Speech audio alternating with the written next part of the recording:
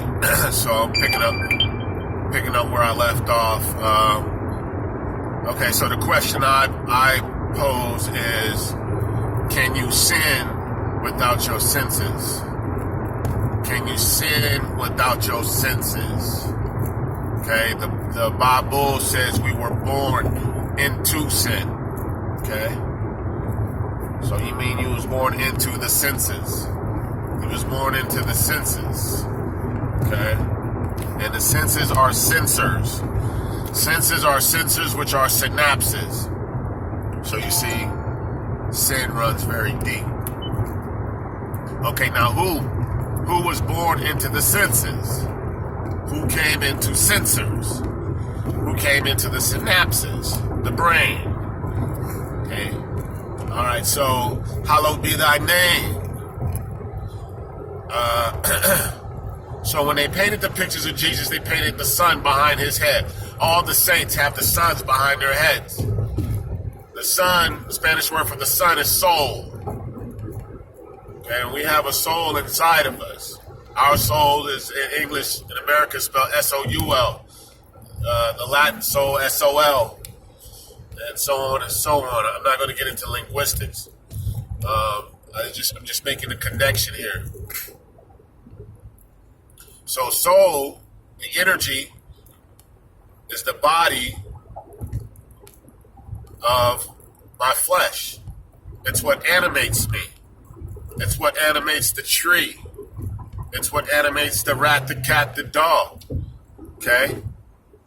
Every creepy thing.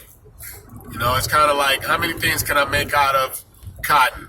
How many things can I make out of wood? How many things can I make out of silver? How many things can I make out of gold? We can go on and on. How many things can I make out of soul, life, energy? It's a fabric. Okay, you got some, I got some. All right. So now when energy comes in, well, soul comes in. It comes in, and now it's a character in development, which was, Shamar. That's my character that I played here, Shamar Davis. The pictures, all those pictures and everything that watch me grow up says that's me. So my soul, which is the energy, the pure being, and this is why they found no guile in Jesus, because Jesus represents the soul. There's no wrong in the soul. But there's a lot of people don't understand how the oneness evolves, how the oneness is. So like I'm saying is that inside of me, there's an energy body. And that energy body is playing my flesh. Okay, so it's playing the character of the flesh. I'm in the flesh. I was born into the sin. Okay, remember, where was Jesus born? He was born in a manger. Just for the sake of symbolisms. Okay, what's in the manger? Animals. Okay. So what we're saying is that the soul came in and was born into the many-faceted being that we are, the multidimensional being that we are. So, like, I'm going to keep it simple, because when it starts getting complicated, that's when things start to get confusing. So we had to keep it simple. So energy being, let's say light comes into the flesh. Boom, is birthed into the world, into the incubator. Okay. So sun comes in, or light comes in at the conception or the combustion of the body at the conception of the baby. So now the baby is born. So soul came into the baby, and now the baby is born, and now you have somebody. I use somebody for somebody. Somebody is somebody because it's a derivative of the word son. So now the soul comes in and it's playing me as the character, and it's playing you as the character. Okay? But when the character is done, or it transcends, it now goes into its pure state. You know what I mean? It goes into its pure state. So the only way to the Father is through the Son. And Jesus said, the eye is the light of the body. Therefore, if the eye be single, the body will fill with light. Now, when I do go into meditation, after I explained in my first video on the order that I did things, I can't say that this is how everybody does it. I can't say that. I can't say that because I don't know. Okay, I don't know that part. But I can just tell you how I did it. Now, if you follow the way I did it, then you will be able to see certain things. You should be able to see certain things. I guess here in our reality, we call it sleep paralysis. Okay, that's what I call it, sleep paralysis. So when I take no thought, when I go into meditation and I take no thought, the sensory body that I'm wearing, it powers down. In no thought, it powers down, and then the soul becomes whole. Because that's what no thought does.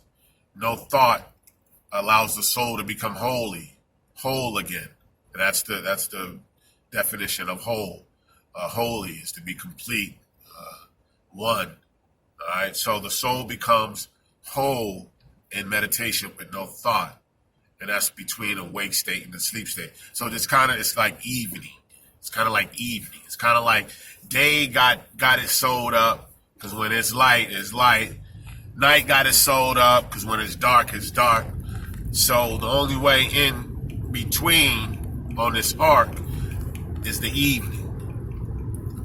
Day and night, between the wake state and the sleep state. How do I know? Because when I was a kid, the earliest age of 5 or 6, I would wake up many nights with sleep paralysis. Oh, sorry. I'm forgetting that I'm recording this. Excuse me. I wake up many nights. I woke up many nights in sleep paralysis, which means that I would be fully awake but unable to move. And this would happen throughout my whole life. When it would happen, it always actually happened in the middle of the night. I wake up, I start screaming, I'll kick and scream or trying to get back through. The worst, one of the worst feelings I've ever felt that's one of the worst right there, being paralyzed, not able to move. Now, when this would happen, I wasn't hurt or in any kind of pain. I wasn't under any kind of, nothing was happening to me, but what I was thinking was that a demon was holding me down. Something was holding me down because I couldn't move and it was dark and I couldn't see it. So that's what I was thinking. But nothing ever happened to me. I never got hurt, nothing like that. Okay, so one day, I find the way through study, experience, wanting to know, my desire to want to know. I found the way that Jesus taught, which was within thyself, know thyself. Gnosis, Neil Anderson, The Matrix. It's Wizard of Oz. All this stuff is about know thyself. Know thyself. It's in you. It's in you. Men in Black. We can go on and on. So, like I said, it would happen, pretty often. And so as I got older, I found the way. And I found that the way was within. The way was being born again, born of a virgin, by taking virgin thought, nothing there, because our whole lives have been thought. My whole life I see myself as that individual in those pictures, those poses, the good, the bad, So what I found when I went, so one night I'm meditating, just to make a long story short. Well, no, I got time to record this, so I might as well give you the full story, not the short story. So one day I was meditating or I found the way, so I started to go within. Started to go within my Osirises, within my eyes through meditation. I started to look back within myself. That was just the way I did it. And I found when I did that my soul would stay awake past my body. My soul would stay awake past my body. So one day I'm laying on my couch and I go within, and before you know it, when I come through, I heard a welcome. Welcome. It was a woman's voice, and the woman's voice says, "Don't be afraid," because immediately because it was all dark and all I could hear was a voice, and it was this woman's voice that sounded like a woman's voice anyway, but it was a beautiful voice to say the least. So anyway, the woman says, "Welcome," and so I became a little startled, but it assured me and says, "Don't be afraid. The dark was before the light." Okay. So that was one of my first experiences, intentionally going in. And let me tell you, when you start to intentionally go within and take no thought because we haven't intentionally done this, it's like a earthquake. It's ground shaking, ground breaking. Okay. It's not what we don't understand. There's a lot we don't understand, and there's a lot more I don't understand. But however, okay, I went in and I heard this voice. Woman says, "Welcome," and I think the next night I go in and I feel her leg, but she assured me don't be afraid. All right, so this happened when I was at home. So I'm at work one night and I'm meditating. I work the graveyard shift. And I would meditate on the graveyard shift, especially after going within and having that experience, meeting this female voice. Okay. All right. So, this one night, I'm at my job, I'm meditating.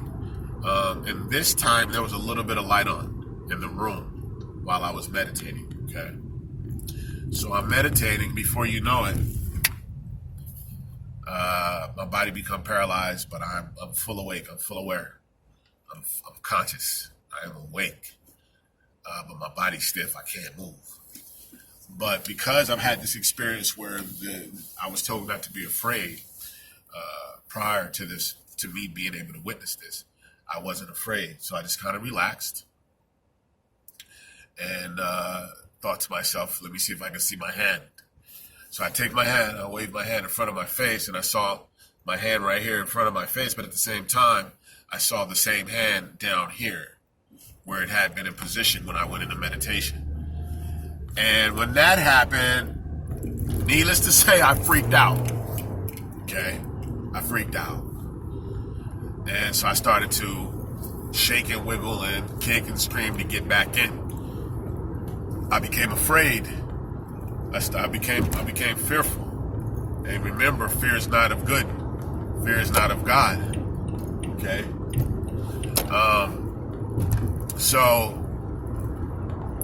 All right, so this happened the first night. So now I'm flabbergasted. I'm overwhelmed now because I'm like, I just exit my body. Who exit who? Like, I wasn't understanding what did this mean? But I remember this always happened to me as a kid, always happened to me as a kid. So because it always happened to me as a kid, I wasn't, let's say, in the blind totally. I was like, well, it happened to me as a kid, so it happened all throughout my whole life. So now, but I'm just now being able to explain it. Then I got older, you know what I'm saying? Now that I got older. And so the next night, I'm meditating. This time I'm sitting in the TV room. Okay, I'm in the TV room, and I'm meditating again. And then it happens again. My body becomes paralyzed, but I'm still awake. I'm conscious. So then, I did the same thing I did the night before. I waved my hand in front of my face to see what was going on. Like, I'm paralyzed, but I'm waving my hand in front of my face. And once I did that, I saw my hand in front of my face. So then I said, wow. Then another thought comes to me and says, well, see if you can walk.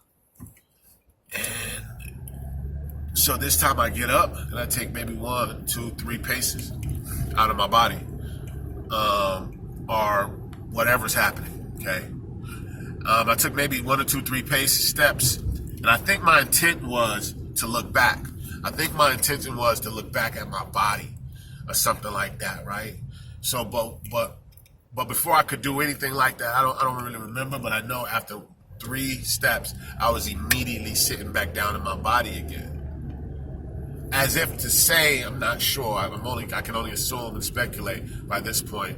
As if to say I couldn't move too far from my body, or yeah, I don't know, or maybe I don't know. Okay, maybe somebody else out there can add to this and help to explain. So now I'm blown away. I'm like, wow. Wow. My whole reality is changed. It's different. Like, you know what I'm saying? If I don't know how many people had these experiences, but when you experience something like that, like out of body, like a breaking from the construct, a breaking from the, like the consciousness, like things change in your reality like that, it changes you, So, I guess I probably became real weird and strange because I was dealing with some things, or trying to understand some things that many really didn't have answers to, like especially like with my family. I had been going through so much. There was a lot of things I had been going through, but then I realized, okay, I'm on to something here, because the way that Jesus taught, the way that the book is written, that led me to understand what was happening to me my whole life as a kid. You see, because when you are paralyzed, I guess it's like dead.